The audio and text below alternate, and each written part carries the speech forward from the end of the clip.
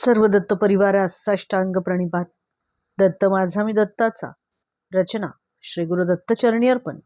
तत्पूर्वी चॅनल आवडल्यास like, share, subscribe आणि हाईप जरूर करावे.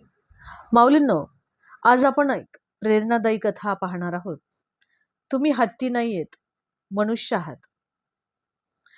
एक मनुष्य असतो, तो असाच एका ठिकाणाहून जात असतो आणि त्याला जाता जाता काय होते की एका रस्त्याच्या बाजूला एक हत्ती दिसतो आणि तो हत्ती पाहिल्यानंतर तो माणूस अचानक तिथेच थांबतो.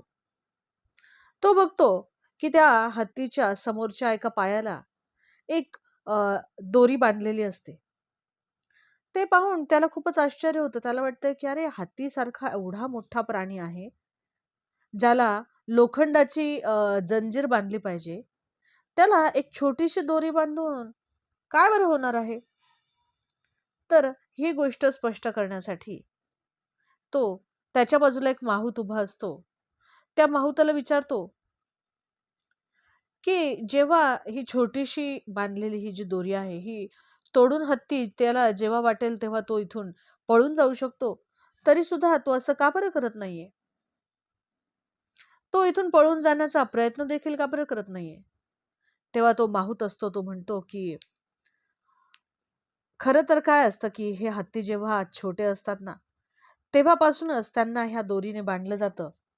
आणि ज्यावेळेला ते छोटे असतात त्यावेळेला त्यांच्यामध्ये एवढी शक्ती नसते की ही दोरी सुद्धा ते तोडू शकतील.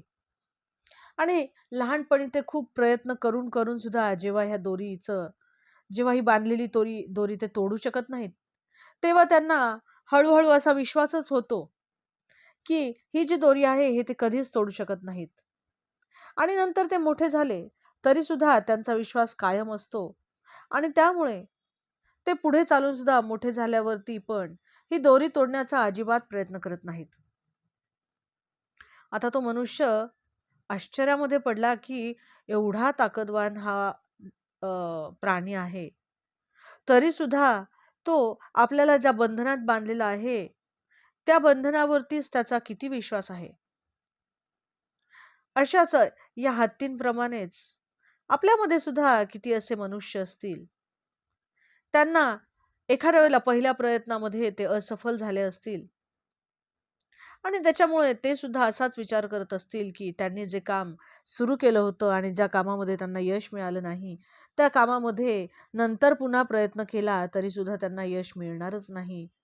अशा प्रकारे आपल्यापैकी कितीतरी मनुष्य असाच विचार करून ह्याच बंधनामध्ये बांधून ते आपलं पूर्ण आयुष्य व्यतीत करतात. तर आपल्याला लक्षात घ्यायला पाहिजे की आपल्या आयुष्याचा अयशस्वी हे म्हणजे एक आपल्या आयुष्याचा एक हिस्सा आहे.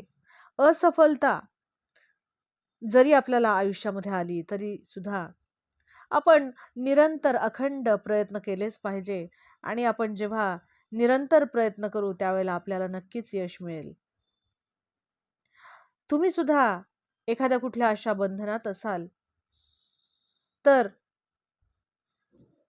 तुमचे जे काही स्वप्न आहेत ते स्वप्न तुम्हाला ते बंधन तुमचे ते स्वप्न रोखू शकत नाही आणि तुम्ही त्याला तोडून टाकले पाहिजे. कारण की तुम्ही हत्ती नाहीत, तुम्ही मनुष्य आहात. अवधूत चिंतन श्री गुरुदेव दत्त दिगंबरा दिगंबरा श्री पादवल्लभ दिगंबरा श्री स्वामी समर्थ.